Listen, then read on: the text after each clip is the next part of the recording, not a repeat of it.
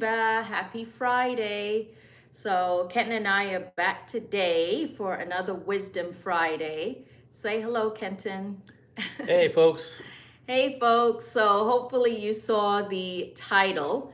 And yeah, that title is very real. And so, today I thought we would do a little bit of a story time. So, this actually, as you saw the title, it says, I had chest pain and shortness of breath, and the doctor was not listening. So, we're going to talk about that in the form of a story time, but we're also going to have a discussion about health disparities because, as you know, a couple of weekends ago, Kenton had said he was going to talk about health disparities, or that was a subject someone suggested we talk about. And as it so happens, even I have experienced that. So, for anyone that's new, even though I assume if you're here today and please excuse Kenton. He looks like he's looking away to the side because he's looking on his laptop because he wants to be able to have a conversation with you guys, or whoever leaves a chat or leaves a comment, sorry, he can respond. So definitely if you come in the room, don't forget to say hi or leave a response. There is a little bit of a delay. So if you say something and it looks like we're ignoring you, a lot of times because there's a delay in the time that we see it or in the time that we respond. Okay, so I'm gonna get started with my story time. So to give you some context for anyone who, again, is new here or doesn't know me, obviously, hi from Chicago, hi. Obviously, I am a Black female. I'm a Black female, and I think for most people looking at me, or for over the years, people have always assumed I am much younger than I am. So I have that, lucky gene where my whole family, children included, we all look younger. And I'm sure a lot of Black females can identify with that. So, bottom line is, I am actually 51 years old. However, when I go out to places, or if I have to interact with healthcare, or if I have to interact with most people in general, especially when I'm dolled up with makeup, most people assume I'm probably in my 30s, maybe early 40s or something. But besides that fact, I also want to mention the fact that I went to medical school, so I am a licensed physician, and I graduated 20 years ago, or slightly over 20 years ago. So the bottom line is, I am a Black female who happens to look younger than what she is, and I also have a medical education. Whoop. We're getting a little bit interrupted because I could hear us here. All right, I'll wait for you. I'll wait for you. So hold on for a second. We're getting a little bit interrupted. That's the delay. All right. Yeah, you can hear the delay. Okay, sorry, you guys. So anyway, the point is that when I myself have any issues, if I need medical care, I don't automatically go into the hospital or go into a clinic or go to a doctor and announce, hey, I'm a Black female who happens to be a doctor. No, I always go as a regular person, just like anybody else. And so, okay, so fast forward. A couple of weeks ago, I wasn't feeling good. And this is not the first time it's happened, to be honest. This is not the first time it's happened. For complete transparency, I would say that yes, I am overweight, or technically obese by medical standards based on my BMI. And a couple of weeks ago, I just wasn't feeling good. I just wasn't feeling well. I do have a history of high blood pressure. And during the wintertime, my blood pressure generally is well controlled. But during the summertime, what I've noticed, and I'm sure those of you who have high blood pressure, you probably notice it too, it tends to be a little bit more difficult to control.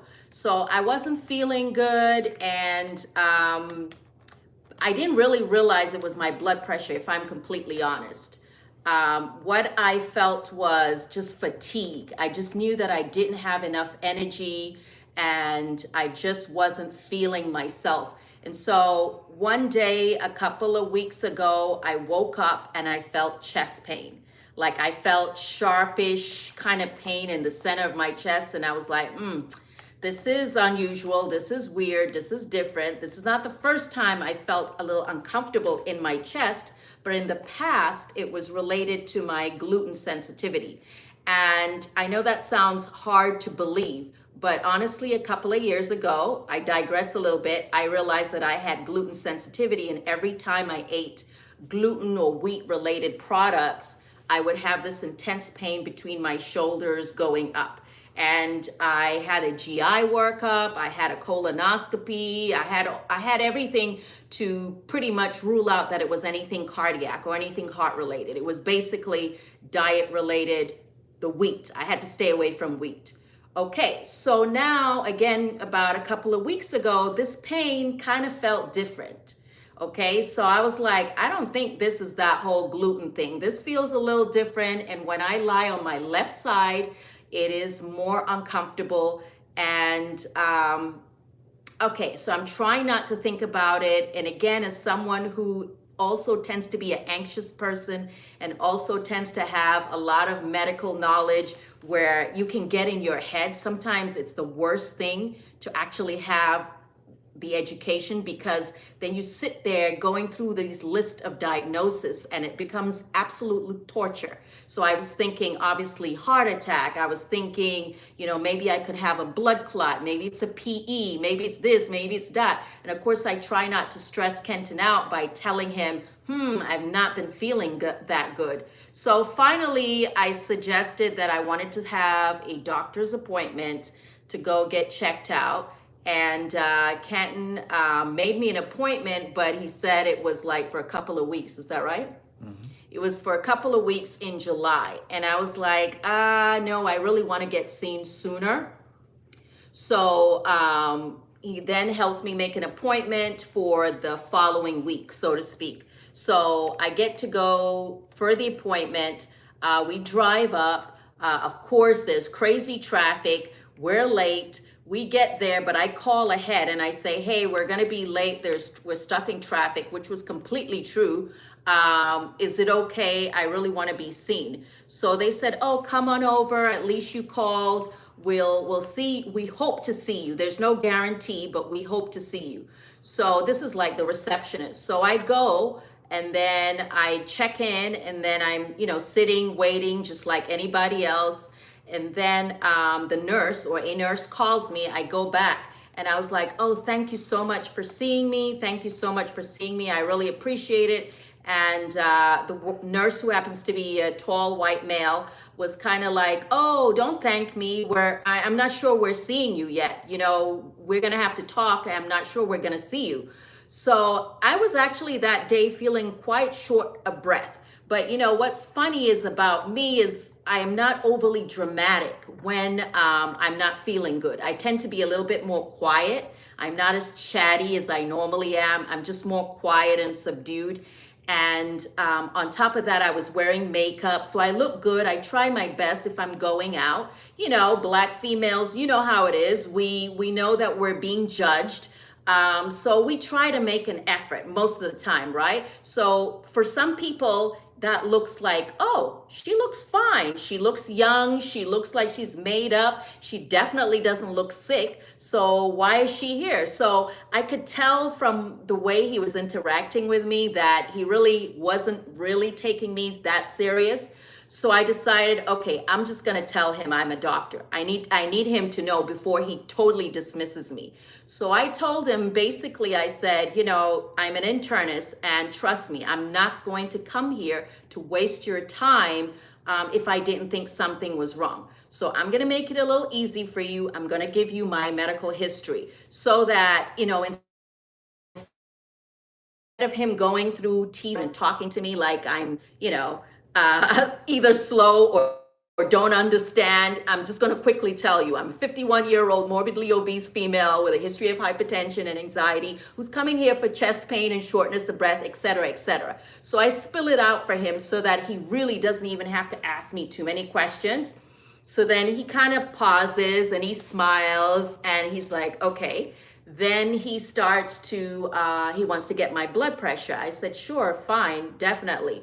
So he tries to take my blood pressure. I'm not sure if he's nervous now or if he genuinely wasn't able to get a reading, but he checks it. He says he can't find my blood pressure. He can't get it. So he does it again. He says he still can't hear it. So he's going to go get another nurse. So he gets another nurse who happens to be a white female, and she comes, and it looks like she's having a little difficulty too. So I'm not really sure what was going on. But at some point she goes, oh, it's this, like, I think something like 162/92. What is your blood pressure normally? So I was like, oh, it tends to run a little high. I'm not doing best, but that's not unusual, right? So then she leaves, the doctor comes in, and I think my experience with a doctor is probably typical of what most people of color go through when they don't know I'm a physician, which is that for some reason, especially also being a woman, we tend to be a little bit dismissed. I mean, if I'm being completely honest, over the years, this is not the first time. When you see a provider, it's like, and you're a Black female, they tend to be dismissive. And I hate to say this, knowing that this is the profession that I had went into, because I know that I always made it a point to really listen to my patients and to respect them. And even though they may not have the same educational background as myself, to really make it a point to meet them at their level and listen.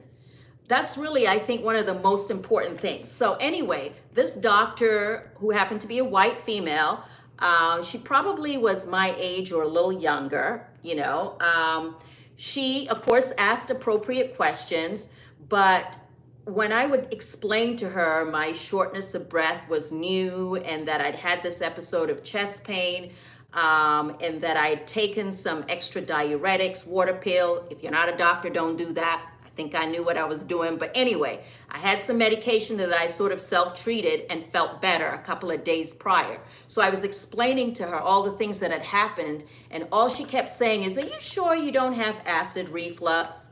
I'm looking at her thinking, do you really think I would have come in here if I just thought I had acid reflux or, that I just have a stomach issue? I kept saying, no, it's not acid reflux. I've had that before, but it's not even something I routinely have.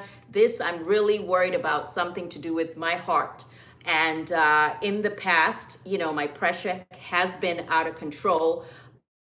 But it tends to be pretty good. But this feeling that I had was different. And so she just kept saying, you don't have any signs of heart failure. You don't have any swelling in your neck. You don't have any swelling in your ankles. You basically don't have any of the classic signs to suggest this is anything heart related or that you have fluid overload. So to anyone who doesn't understand, in general, when you think of, let's say, in an extreme case of congestive heart failure, or heart failure, which another way to say that is fluid overload.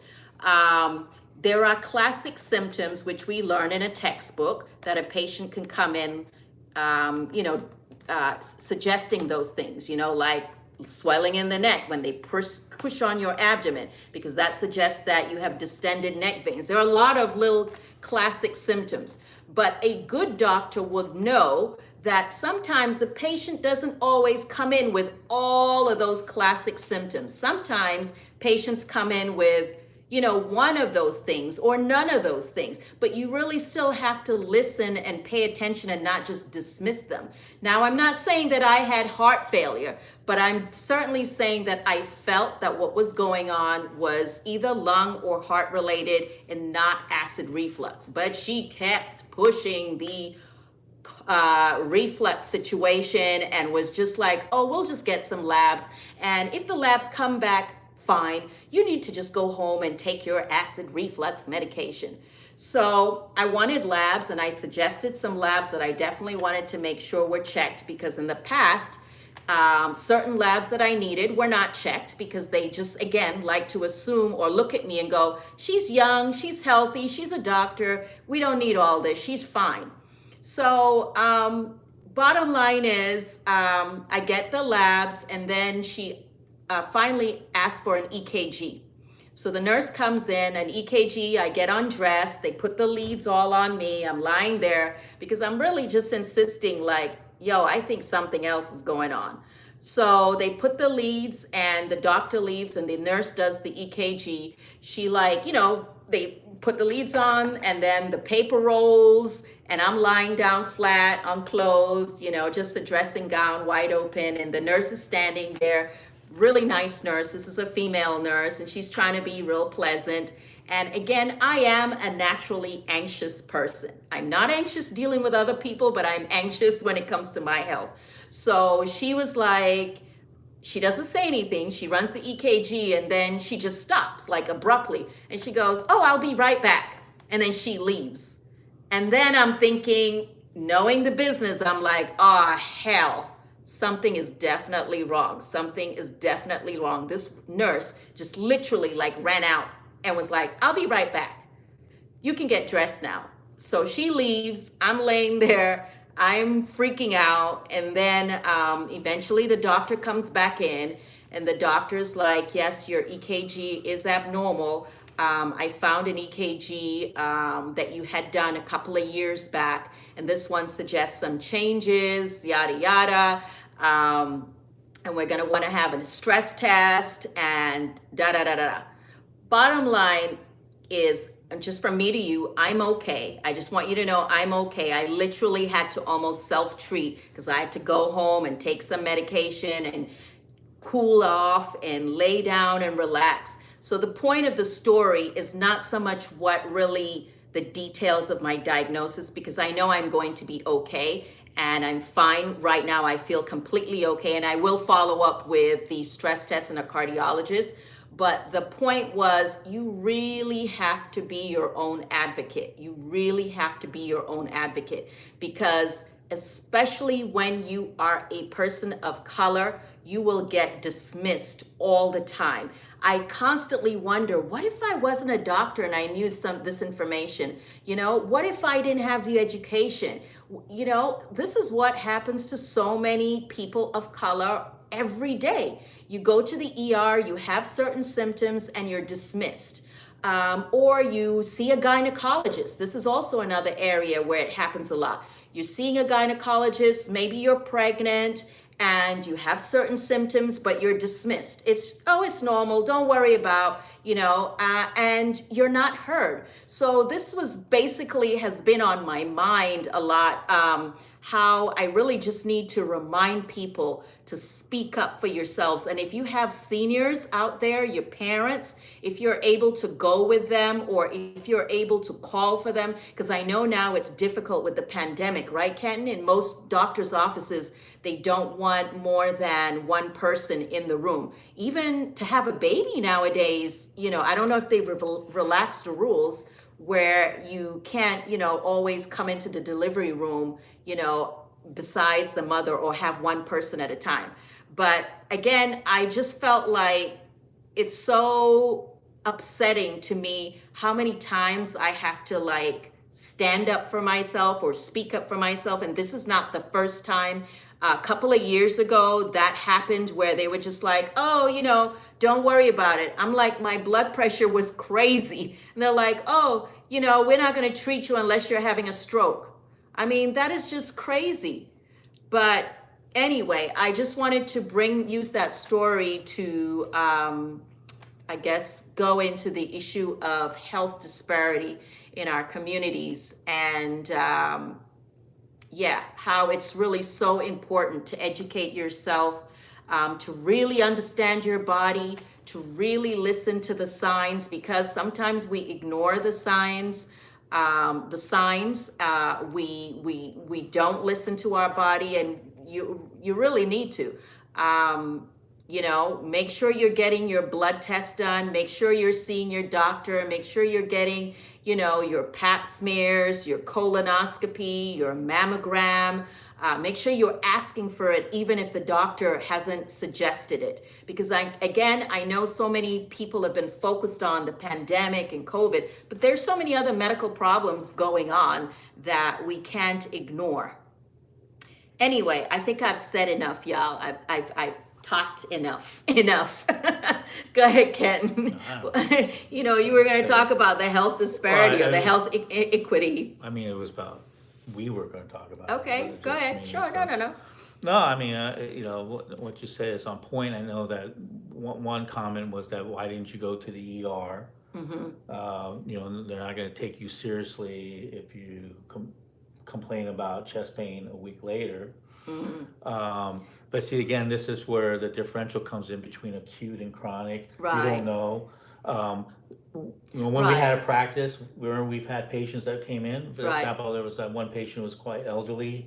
She came in, and she was in pain. Right. It depends on the situation, Yeah. to be honest. In general, if you are definitely a senior and you're having acute chest pain, meaning that it is new and it is happening right now, or it is getting worse, you absolutely should go to the emergency room. Right. For me, it was not quite like that. It was just a constant uncomfortableness and a shortness of breath that was over several days. So I knew that I wasn't having a heart attack. I knew that much. I just knew, though, that I felt uncomfortable and it was going on for several days. You see what I mean? So no, going to the ER for me was not really, I think, the right choice. Well, I didn't feel like it was the right choice. And besides, many years ago, like I told you, I went to the ER and this was a similar situation where they just looked at me like, why are you here? You're young, you look fine and all of that. I just sat there for hours. Yeah, unless it's a true crisis. Right. So you have to know when to go to the emergency room. It's tricky, It's kind of tricky.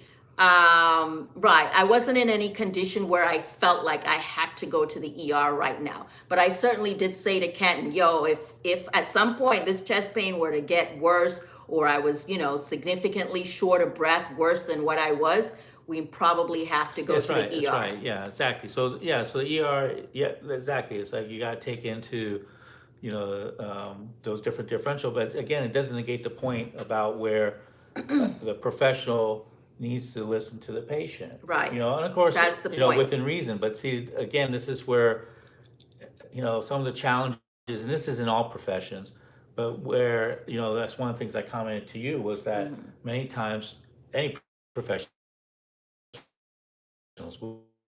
was law, medicine. I'm going to turn the camera to look at you. No, it's fine. Don't look at me. So is that sometimes you're only as good as the demographics you serve. Right. So that's the thing. So if all you ever serve is kind of like meat and potatoes, you'll not be able to basically think out of the box. Right. It becomes so routine, so systematic, that you're always going to try to shove the round peg, round hole. Right. So if something is different, you're going to discount it. So because again, there's variation in people. Right. And so when we talk about health disparity and health equity, those are two concepts that are interchanged in the media, but they're actually very different. They're interconnected, but they're different. And sometimes it's critical to understand that in order to actually discuss the challenges that face different communities, particularly communities that are historically marginalized. Right, because the unfortunate thing is this tends to happen more to people of color. That's honestly what I see.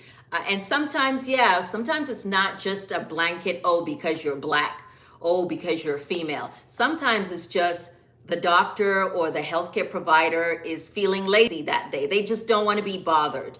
And they just don't want to think too hard. And so you don't look that bad, so next. Sometimes it's a little bit of that you just don't have the right doctor or the right healthcare provider. So if at any point, here's my other point to you or message to you. If at any point you're having a conversation with your provider and you don't feel listened to, you need to leave, or you need to point out that fact that, hey, I don't think you're listening to me, or I don't think you've heard me. Because that's the thing. You're listening, but you haven't heard me. So I think if at all possible and it keeps going on, then maybe get another provider. If that's possible, get another provider, make a point, or again, find somebody else. Yeah, and that goes back now to the health equity issue. Right. So, because what if you live in a place, especially in the rural areas, in rural America, or Right. in other systems, where you don't have that kind of access. You have the local doctor, or it might be just two doctors that fulfills for a whole community. Right. And if you can only go to one or the other, or if you're a woman, there are no female doctors. They're all men. Well, I'm sure you can hopefully find a good male doctor, yeah, because I'm not but going to say no, male no, doctors are not good. but again, it does create some level. It's no different than the argument is that many times, it is helpful to have a community that the providers are reflective of that community. Just like Right. the not having enough doctors of color. Right. Whether it be Latino, Black, Indigenous, whatever. Right. That's the thing, because again, there is a different sensibility. Right. No, as they See? say, Okay. See, so representation representation matters. But But right, but in terms of, you want a good doctor, obviously, Right. yeah, there are times where I've preferred seeing a female doctor, but when it comes down to it, when you're sick or when you're trying to just have a want a good baby, doctor, you yeah. just want a good doctor, Right. period. No, exactly. But that's You what I'm know. saying. But so many times that's what happens. Right. And there is a correlation between those issues. So, anyways, going back to again the difference in disparity. Disparity is differences in outcome, Okay. like infant mortality. Equity is to talk about those things that are causing the disparity. Right.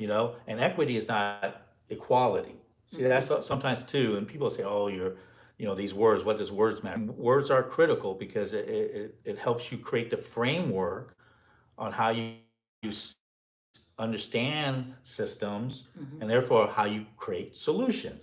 Words matter. Okay. So so you gotta understand that. So equality meaning equal.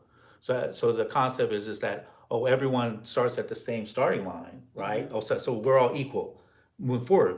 But we know that, especially in systems, not everyone's equal, because if you aren't of equal wealth, if you don't have equality, if you don't have equalness even in health, if you're born with a certain predispositions, Right. and also in location, demographics. One of the key things is that, they did a major study where if you really want to determine your longevity, and we're talking about in the United States, is your zip code. So you could eat right, you could say you exercise, you have a decent job, but where you live in many ways dictates the longevity of your life, your lifespan, because it's access to food, is access to clean water, is access to a more balanced lifestyle, lower crime, on and on. So zip code makes a major, major difference factor, and especially for children, they don't choose their zip code, so it already starts young in this type of. So when you talk about equality, the starting line isn't equal. So equity means that you provide, create that type of to bridge the gap, where even if they don't have the equality in resources, you bridge that. And How so, can you bridge that? Like, well, if you think about someone who lives in the neighborhood, they're not Right. about to move, or they can't they move, can't move. That's right? what it is. Yeah. And right, how do you bridge that? Right. So this is part of it. So then this is one of the challenges in the medical field, is how do we reduce, or if possible even eliminate, disparity? And so they come up with different models in regards to creating, or reducing those type of disparities. So and so some of the current frameworks that they use, one is like, for example, is the genetic model. And so what that says is that there are differences between people. And so if we approach it from a genetic variation, then we can solve some of the problems. So for example, like why are there more diabetes in, say, African Americans, or in Black people in general, or higher blood pressure, or kidney disease, Sure. or in indigenous people, and so forth. So you say, well, it's genetic. So if we figure out a way to address that, either through pharmaceuticals or through some sort of intervention like that. So that's one model. So it looks at that from that model. Another model would be looking Although at, that doesn't change these providers' reactions to us. I think to me that's more of an attitude and an approach. It's almost like, yeah, even if there are differences, that doesn't explain how the quality of care that people of color get tends Right. to be subpar in most time, Right. in most So occasions. absolutely. So hold that thought, because that's a good point. So go ahead and hold that thought. Okay. So yes, because I'm just sharing you the models Okay. that exist right now in the medical systems. Not even just in the United States, but all over the world. Because they go on conferences, they share these ideas, they say, how do we do this?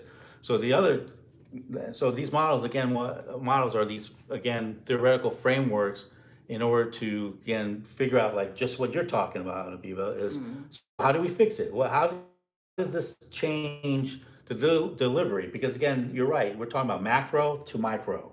Okay. Micro, the delivery side, Sure. person to person, macro, those systems, which then delivers it to the micro level, right? So anyway, so then the other model is the fundamental model. Model is that it's basically the environment. We kind of talked about that. It plays a large role, Right. and it looks at where you live, environmental factors, and stuff like that. And then you have another big one is the pathway model. Okay, and the pathway model, and this is where most people hear about this. The pathway model is that a lot of those things are basically linked to behaviors. So, for example, well, your chest pains and stuff like that, or your illness, lose weight. So you need to get, Right. you need to go and exercise. You need to eat right. So basically, the other way to look at it, pathway model puts the emphasis on the individual. So it's like, okay, you know what? If we want to, that's where the big wellness movement is, and of course, Sure. all the companies jump on it, And Peloton I and think, stuff. right, and I think Yeah. those points are valid Yeah. too. Right. I think it's very important that we all take personal responsibility of our health and do what we need to Right. do. But in the meantime, or for some people, no matter what you do or don't do, if you're genetically predisposed to certain things, or your environment, or your stress, or whatever, stuff is going to happen to you. That's one thing about getting older that you will learn, is Yeah. something is eventually going to happen to you. And if I'm at the doctor's office with a acute problem, meaning it's something concerning me right now, I don't want to hear go lose weight or why aren't you exercising? Yeah, that's nice when I come for a regular visit, but that information is not always helpful when you're dealing with a problem or when you feel you're being dismissed. Right. So exactly, and so that's again, that's where it is, where the pathway model again looks at certain behaviors as predictors, like smoking. Right. Okay, and so forth. So it's like, so if you eliminate the behavior, everything's good, right? Right.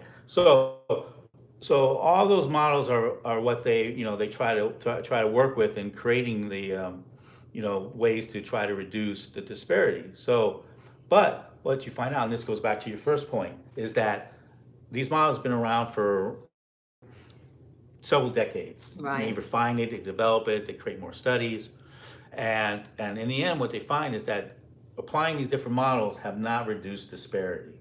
Okay, Exactly. particularly in the United States, but again, they've also applied it in the UK. They applied it in other systems in Europe. Right. And then they say, okay, why do we have these differences?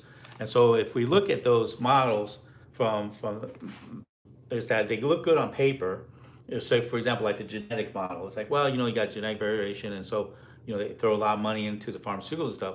But they realize is that one thing is that if you look at it, is that really conceptually, the variations that they see are small, and they're not necessary across or indicative of a race. Because really what it comes down to is that race is a social construct. So they found that through other studies is that you have more variation within a group. So, for example, if you say black, but you have a lot of different variation within Right, you have Afro-Caribbean, African Americans, you're gonna have a genetic different makeup in a way right? medically So it shows you than that, okay, Africans exactly. sometimes. And so a good example so when they apply race into medicine, it actually creates worse outcomes. A good example is in kidney disease. So for example, they applied a race algorithm when they go ahead and for example, in nephrology, what is that? When they measure the Oh, GFR. GFR, right? Your Right. GFR is basically how well your kidney is operating or is filtering, your blood supply and how much urine you're making. Yep. Nephrologists use that term, your GFR. Yep. So exactly. So Glomerular filtration rate. that's right. So see, so with the GFR, so what they've done is that one of the things is that when they use that calculation for the GFR, they actually put in when the physician provides, example, a race, so they put in black, it actually adjusts the GFR Right. in the So calculation. GFR, by the way, it's a number. So it's Yeah. a number. And depending on the health of your kidneys, your GFR is a certain number. So if you're healthy, you have a certain GFR, very different than if you had kidney disease, right? Right. And as we know, a lot of African Americans with high blood pressure or diabetes tend to have a lot of kidney disease. And so Right. that number may go down. Right. So what happens is, so if you have a lower GFR, that's a That's a negative negative thing, right? So what has done is that when they adjust it, so for example, so if say for example a person of African American race, black, comes in and has a GFR that's negative, when they put in the black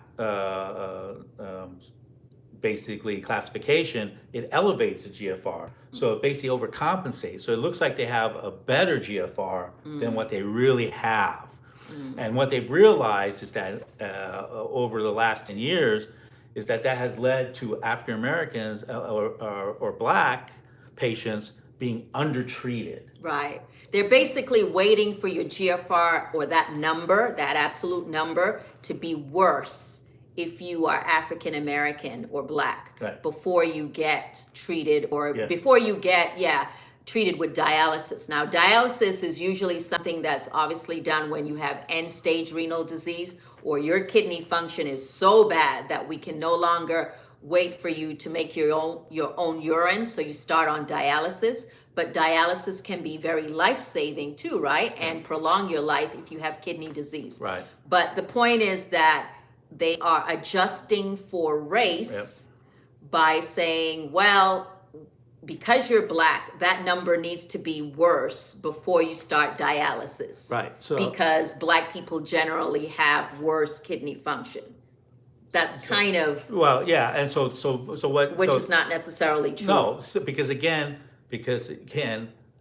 you start off with a bad premise. Right. That race is real, and it's not. It's a social construct. So you're building upon a house of cards, and so what happens now?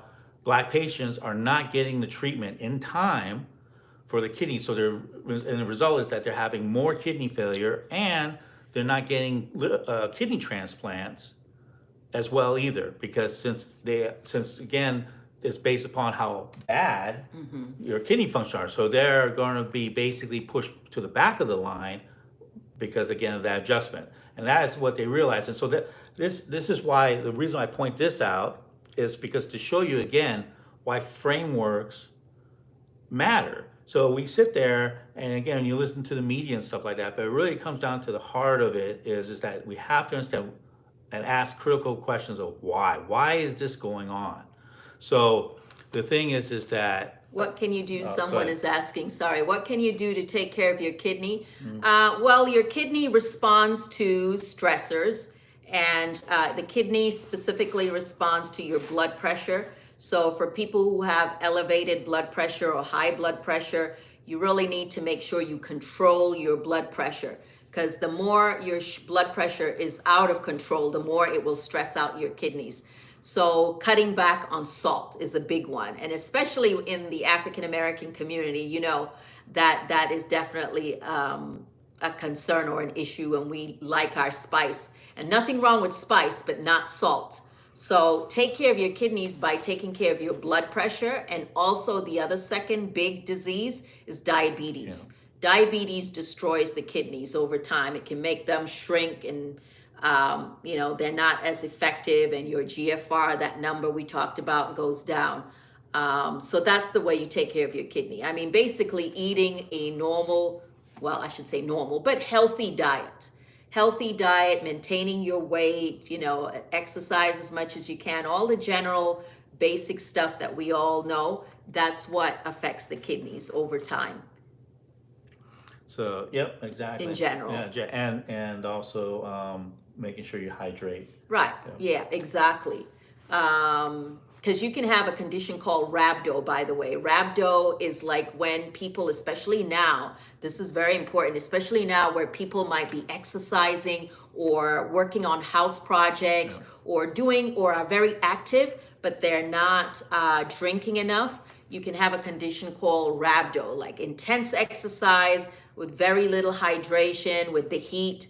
You end up having what looks like bloody urine, and that can destroy your kidneys, and you end up with rhabdo. And the treatment usually is hydration or IV fluids when or if you end up in the ER, because you might have, again, you'll notice your urine looks just dark and you're fatigued. And so, yeah, stay hydrated. Yeah. So exactly. That's an example again, using that race-based medicine construct, is that Right. it creates those type of disparity. So because the outcome, and then it becomes basically repetitive, because then say, oh well, uh, black people must be doing that. And it goes to the pathway model. Well, they must be doing something to Right. create a higher rate of kidney disease, or it's their diet and stuff. And sure, diet contributes to it and stuff like that. But what happens is that instead of looking at, well, is it something that we are doing that's creating this misdiagnosis or underdiagnosis? We are going to then say it's something particular with them, Right. with that population. Right.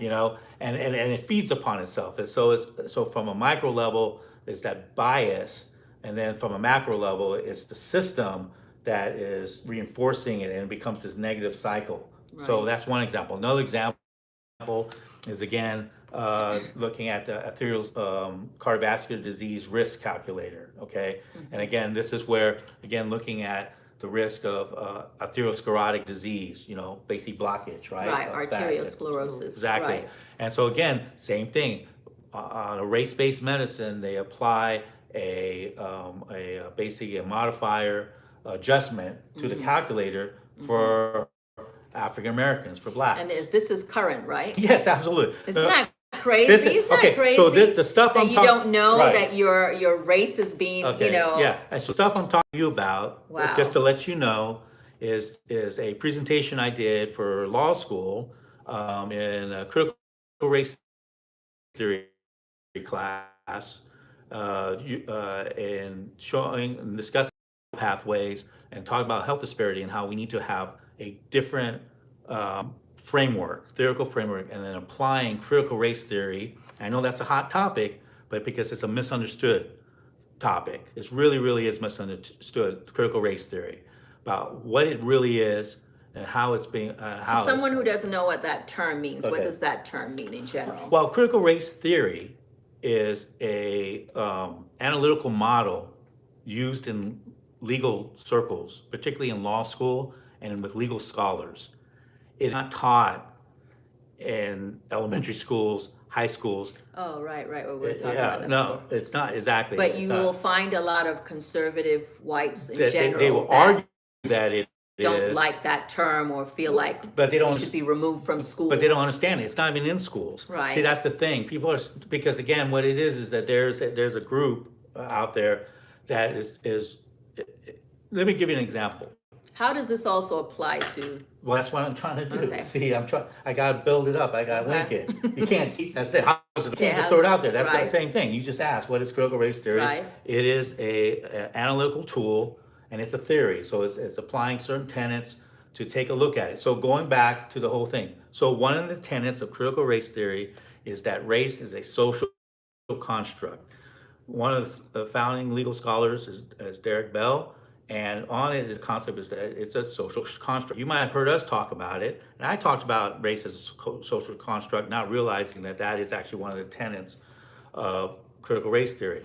And so the whole point is that it's not based upon some sort of evidential reality. And this how it ties into medicine is that when medicine tries to apply a race-based approach, it fails. Because when you talk about people, you have variation of people across cultures, across. So really what you find is that if you're going to treat people, you got to treat them either on an individual level or within a very narrow cohort.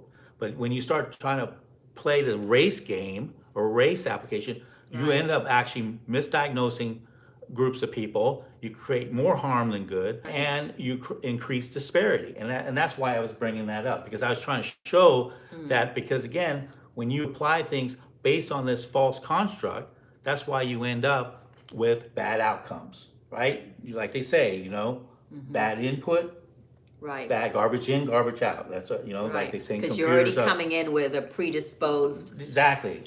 Exactly. With a predisposition or a pre-assumption Inaccurate, right. that's inaccurate. Right. Like you jump off a building because the assumption is that gravity is a lie. Well, you're going to find out very quickly that it is right, but you think that it's true. Right. Doesn't make it so. Right. And after a decade or more of evidence, it shows that these things don't work. The problem is that with the genetic model, you still have a core group of people that are just very, very much believe that no, black people are black. There's a genetic difference. They're different. Right. And it's like, but again, the conceptually, people, you will find people are more similar within cultural, because of affinity towards family and proximity of culture, of Sure. food and stuff like that. You'll find more of that, and also geographic Sure. is what creates I mean, that. there are some differences when it comes to certain diseases Sure. that are more common or prevalent in certain races than others. Yeah. Like certain diseases or ailments that you'll only Yeah. find in Jewish people, or certain So, conditions. they always bring it up. Sickle cell is Yeah, mostly but- African American, but- for example, but or again- black, but see- or Mediterranean. But see, again, think about it. Again, sickle cell occurs as a response to a environmental disease. And to be able to survive malaria, right? So that's really what it is that. I guess historically, that's what they believe. So, well, no, that's what it is. It's a genetic adaptation. So, but they see, it didn't spring out as if that is a difference. That is basically a evolutionary developmental change. But if you put in another group over time, that's Right. supposed either they die off or they develop a way to survive because of that. But over time, that would then shift and change too if you remove that type of that. So that's what I'm saying, is it truly a variation? A difference that is hard stop, or is it really a variation that occurs as a response to environmental changes? Interesting, yeah. Exactly. So again, there's different ways to think about it. So again, going back into those things. So going back to that. So what we look at then is that in these different frameworks. So the other framework we talk about is the pathway, right, where it's individual behaviors, right? And again, those things are important, what you can do.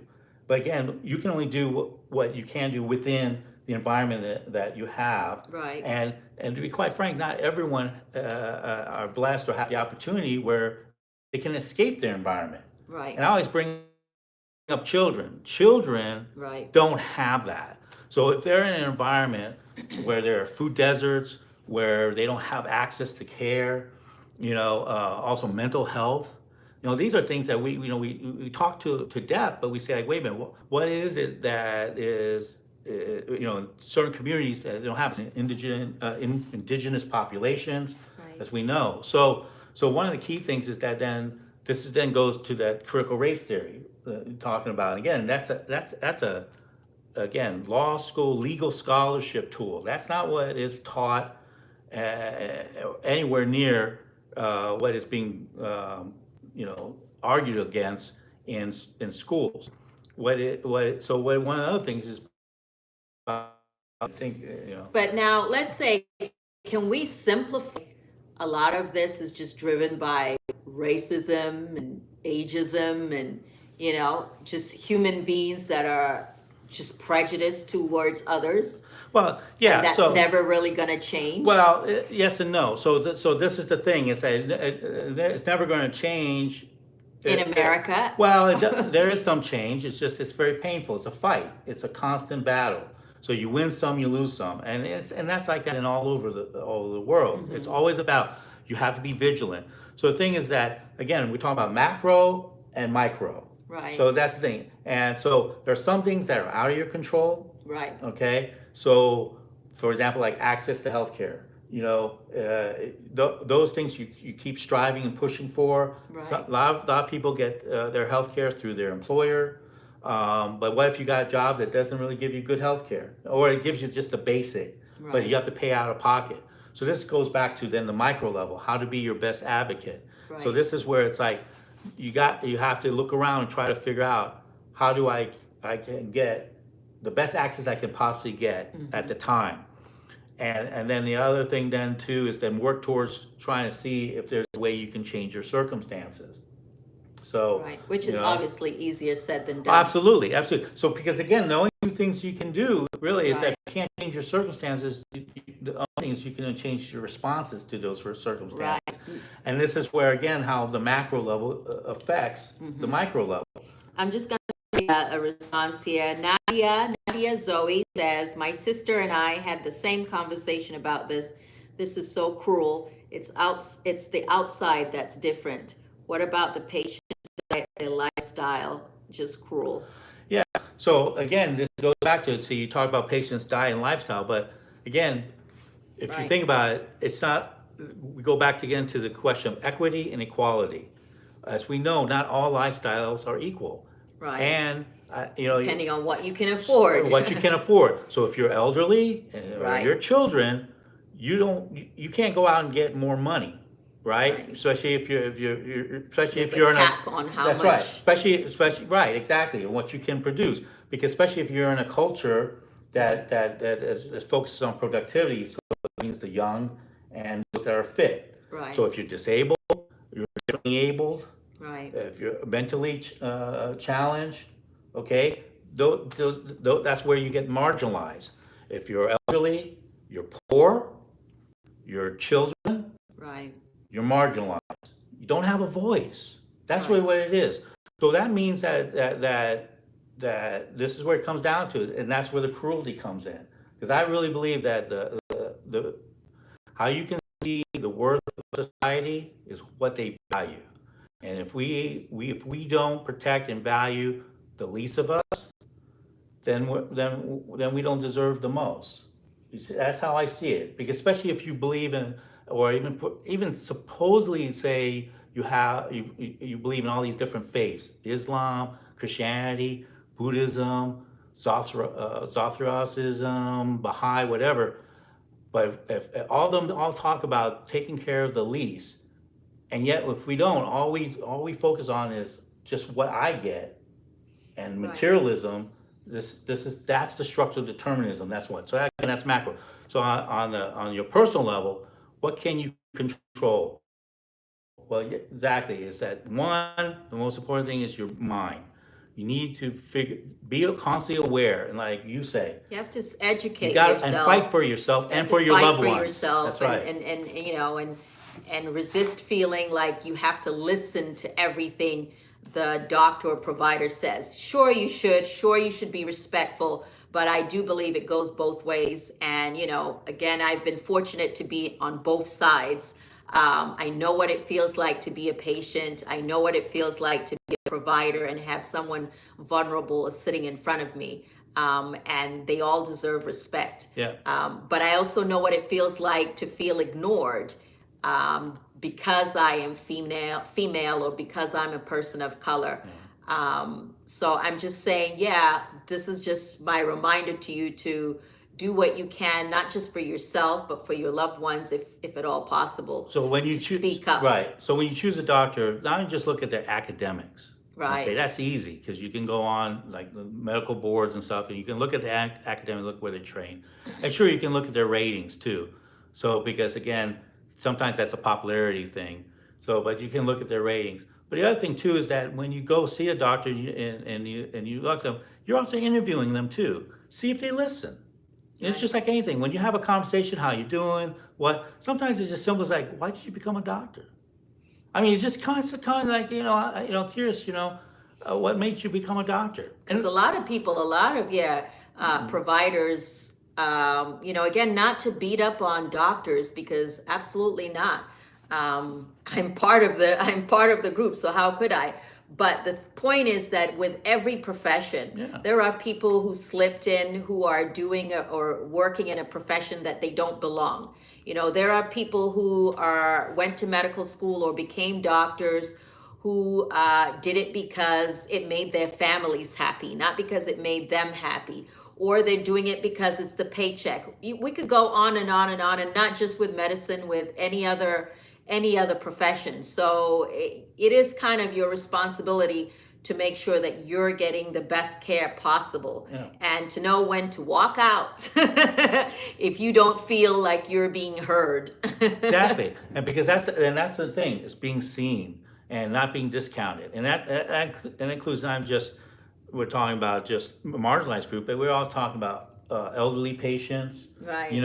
Oh, how many times do we hear? Many times where, oh, that's just anxiety. That's another thing. That's another go-to. Yeah, You're I love just to say anxious that. and stuff. Right. Do you need a therapist? Maybe you need a therapist. That's what it is. Maybe you should just lose weight. I mean, there's a place for that, but that can't be the answer or the only answer for every medical ailment that you walk in with. Yeah, and so it's again, that's the customizable thing, is that Right. is to again, like you've started, meet people where they are. Right. That takes more effort. And it's the same thing in Exactly. law. The same thing in being an advocate. The first thing, a lawyer, one of the things is that with law, being a lawyer, is really about being a counselor, being an Right. advocate. Those are the two key words to me in my mind. Right. It comes first, being a legal professional, to be an advocate and to be a counselor, is to provide guidance and and hopefully achieve some level of justice and equity. CJ says, what is tough during this time? What is tough during this time? I'm not sure if that's a question. Or I feel the patient bill of rights are excluded. They're getting away with it. Right.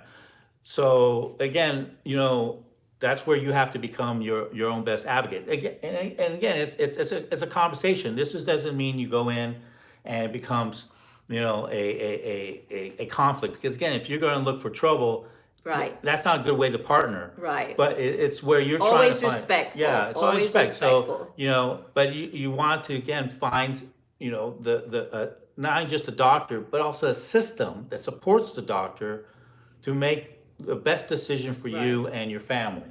And that's hard, And that's because very again, hard. depending on where you live, you may not have much of a choice. Right, and that goes back to that structural determinism. So this is where access comes in, and so that's why it's very critical. I truly believe, when you talk about patient bill of rights, I believe it is a human right to have access to health care. I don't think access to health care should be determined upon wealth. That's just my personal opinion, and that's an argument for another day. Right, that's an argument for another No, day, but facts are that the best health care, like everything else, usually is determined by your paycheck. Or not your paycheck, but your access to wealth. If you can pay for it, you can get it. Because you can, especially when you're talking about life-saving drugs. Unless, of course, you're black and female. Yeah, Sometimes. look what happened to Serena Williams, right? Right. Money didn't help her. Right.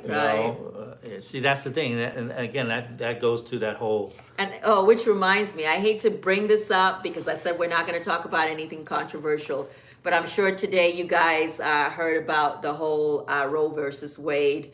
How that went. And regardless of what you think, what your opinion is, and I'm not here to argue either side, I will say that regardless of them overturning Roe versus Wade, women, I believe, are going to continue to get abortions,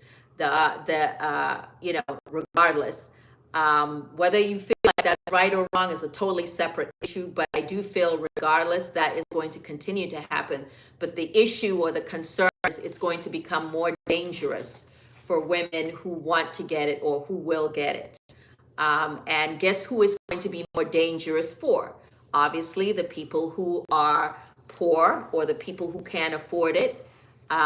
which tends to be in America, the people of color. Because guess what?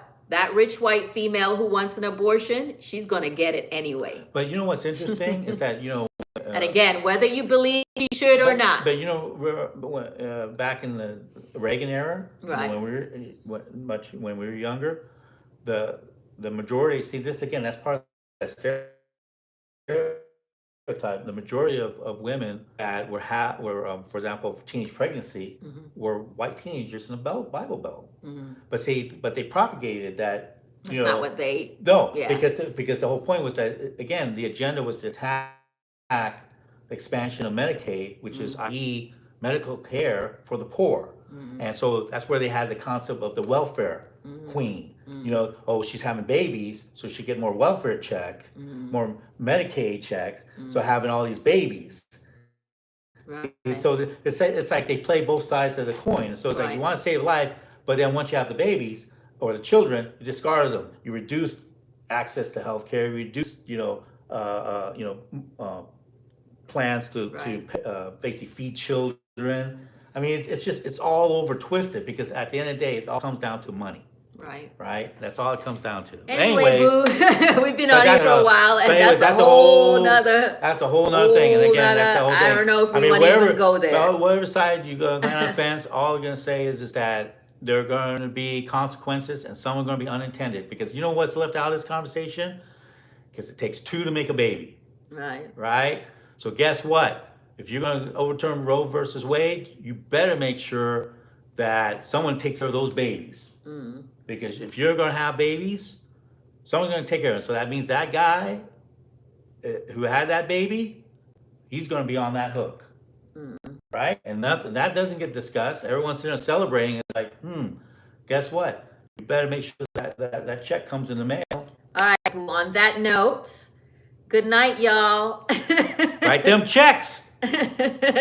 Good night, Get that y'all. baby formula. And we'll see you on Sunday. I'll have a vlog up for Sunday, definitely. Bye. Oh, definitely leave us a like if you've been watching. Leave us a like. Thank you so much. Yeah, and if you have any follow-up questions or anything, specific, because again, this is a big, heavy topic, so there are other things to talk about. Right. I'm sure we didn't cover everything, and you might have a different perspective. Right. Prescription drugs, that's another thing that, talk about is what way. Check out Mark Cuban Goodings, or Mark Cuban. I don't know. Anyways.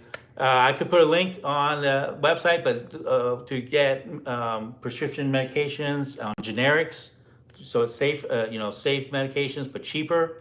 There are some, ways to do that. So Mark Cuban, I think it is. So yeah. So anyways, those are some of those things.